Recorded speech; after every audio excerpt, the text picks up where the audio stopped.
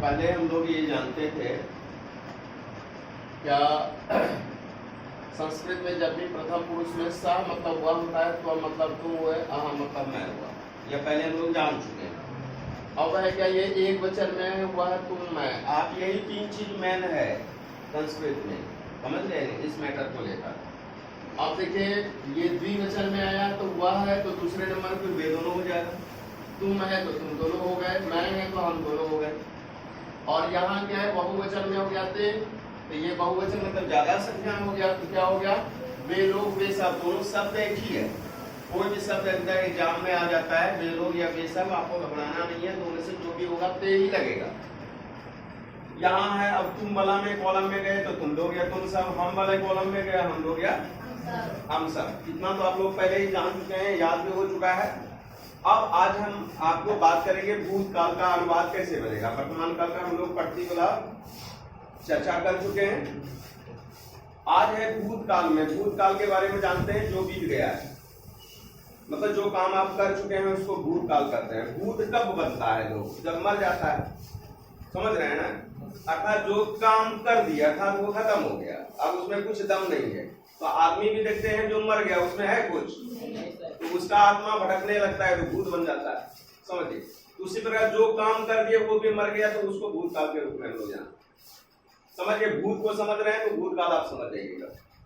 तो ये भूतकाल के बारे में हमको जानना है। और पठक, पहले इसको हम पढ़ लेते हैं, आप लोग पढ़ने में, क्योंकि पिछले बार आपको दिक्कत हो रही थी कि हम पढ़े कैसे, पढ़ने में आपको उच्चारण में आपको दिक्कत हो रही थी। तो पढ़ते हैं अपठत, अपठताम, अपठन, अपठत, अपठताम, अपठन, अपठ, अपठ, अपठतम, अपठतम, अपठत, अपठम, अपठम, अपठाव, अपठाम, अपठत, अपठताम, अपठन, अपठ, अपठतम, अपठत, अपठम, अपठाव, अपठाम, अपठत, अपठताम, अपठन, अपठ, अपठतम,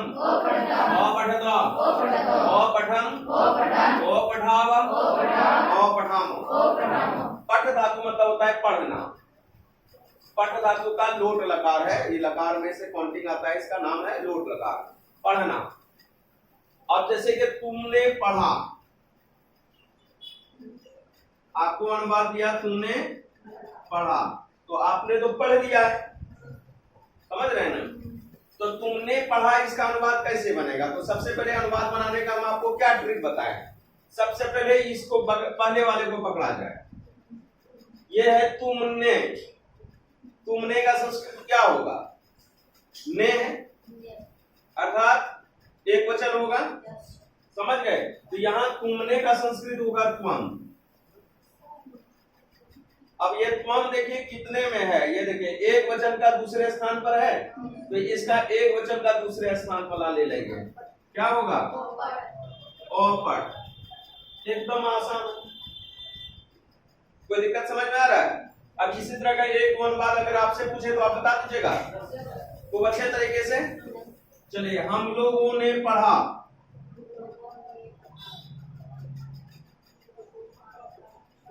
हम लोगों ने पढ़ा,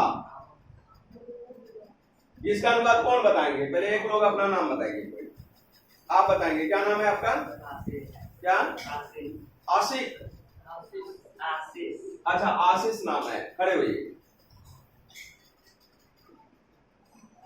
चलिए, हम लोगों ने पढ़ा, इसका क्या आप बताइएगा,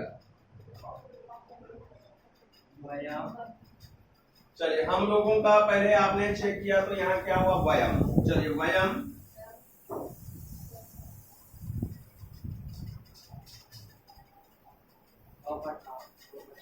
क्या होगा, ये वाला बोल रहे हैं क्या, अपठाम। कंफर्म है, देखिए गलत भी हो सकता है, फिर एक बार सोच लीजिए आप।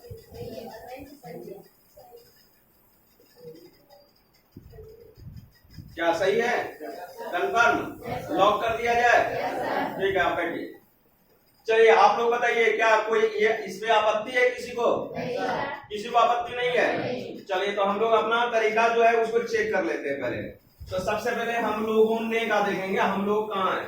यहाँ है हम, ठीक है ना? हम लोग का क्या होगा? वयम, इसका मतलब वयम बिल्कुल ठीक है। उसके बाद वयम कितने में है? बहुवचन का तीसरे नंबर पे है, तो बहुवचन का तीसरा नंबर पठाम, ये भी बिल्कुल ठीक है। और आपका जो है बहुत अच्छा हुआ। चलिए इनके लिए 3 तालियां बजाइए हमारे साथ। गधा घोड़ा वाला जानते हैं कहानी क्या होता है? ऐसे तालियां नहीं बनाना है। देखिए गधा पानी पीने के लिए जब जाता है तो उसके मन में ये विचार आता है क्या पानी में पता नहीं कहीं जोंक रहा तो नाक में घुस जाएगा, मछली वहां मुंह में चला जाएगा, तो क्या होगा? परेशानी हो जाएगी।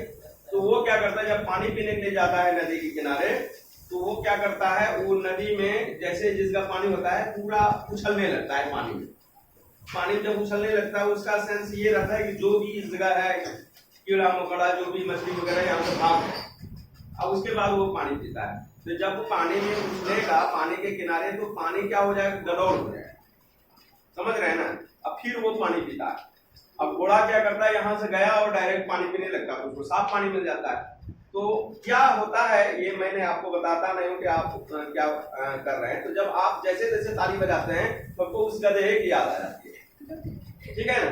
तो हम लोग जो है एक अच्छे तरीके से ताली 3 तालियां बजाएंगे। देखिए 1 2 1 2 3 1 2 1 2 3। ये क्या हुआ? 1 1 2 बार मैंने बजाया, इसी प्रकार बजाइए 1 2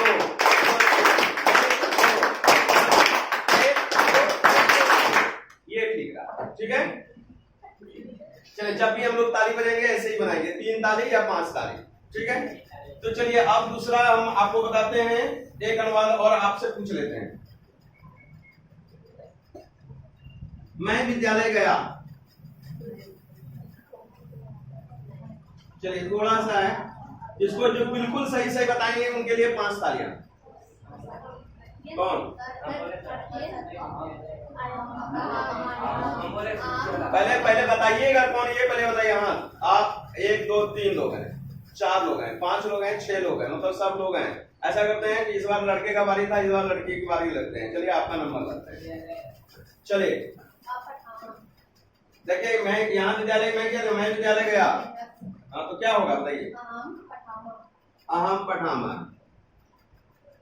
अहम पठामा, यही है ना?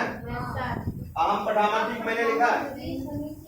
ये बोला, ये बोला। अच्छा तो ये गलती लिख दिया, यही ना? चलिए ठीक है, तो ये वाला लिख दें।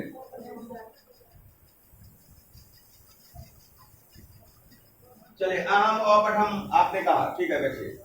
चलिए किसी को आपत्ति है? नहीं सर, सब बिल्कुल ठीक ठाक है। अच्छा ये बताइए कि ये विद्यालय का संस्कृत कौन है? आपका ससुर जी बताएंगे। मैंने लिखा मैं विद्यालय गया, तो ये तो मैं गया का संस्कृत बना दिया। विद्यालय कौन? आपके ससुर सब बताएंगे यहाँ के। अब क्या होता है ये आपको इसलिए मैंने बताया कि थोड़ा सा चेंज मैंने किया। क्या होगा बताइए?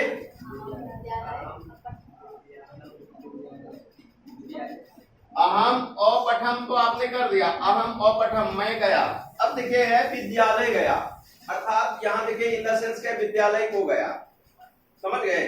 तो यहाँ को छुपा हुआ है, समझ गए ना? यहाँ विद्यालय को गया मतलब है क्या, यहाँ विद्यालय में छपा हुआ। तो को इन द सेंस क्या होगा? कर्ता नहीं कर्म को। और आपको पहले राम वाला बताया था, रामा रामो राम, राम ने अगर होगा तो रामा रामो रामा पूरे आएगा। और फिर क्या होगा? राम को अगर होगा तो रामम रामो रामन, यही तीनों में से कोई आएगा। तो अब ये देखिए कि राम यहाँ विद्यालय के को है, कितना है? एक है। इसका मतलब राम भी एक लेंगे, नहीं तो क्या हो जाएगा? रामम हो जाएगा।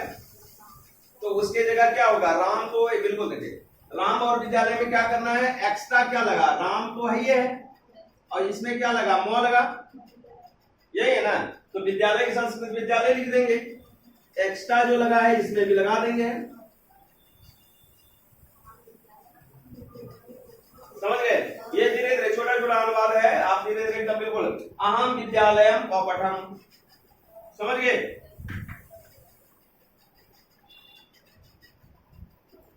अब है क्या,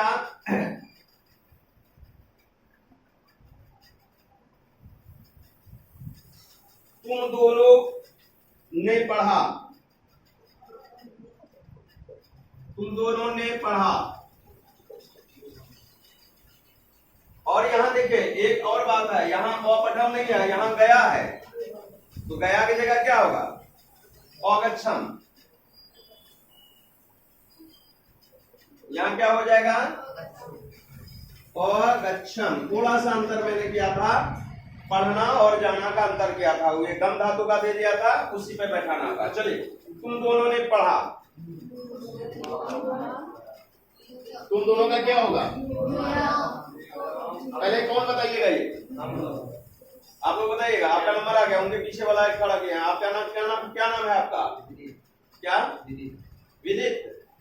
चलिए विदित जी आप बताइए क्या होगा इसका, थोड़ा जोर से बोलिए, कम सुनाई देता है। क्या,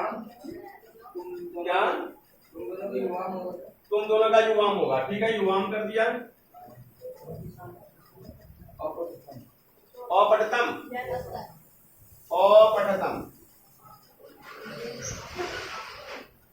क्या किसी को आपत्ति है इसमें, बिल्कुल सही है। अच्छा ठीक है, चलिए आपका हम लोग अपने तरीके से चेक करते हैं। सबसे पहले देख लेते हैं कि तुम दोनों का संस्कृत क्या होता है। तुम दोनों का कहाँ है, ये तुम दोनों यहाँ है, तो युवाम ये बिल्कुल ठीक नजर आ रहा है।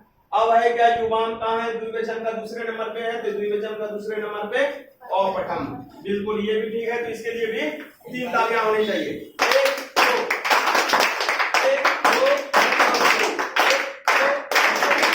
चलिए अब आप समझ गए हैं, इसको कहीं कोई दिक्कत नहीं है। अब इसी के साथ में हम भविष्य काल के बारे में आपको समझा देते हैं, ठीक है ना। इसको मिटा देते हैं, आप लोग नोट कीजिएगा, तो इसको नोट कर लीजिए या फिर एक बार पढ़ लीजिए आप। अपठत, अपठताम, अपठन, अपठ, अपठतम, अपठत, अपठम, अपठाव, अपठाम, अपठत, अपठताम, अपठन, अपठ, अपठतम, अपठत, अपठम, अपठाव, अपठाम।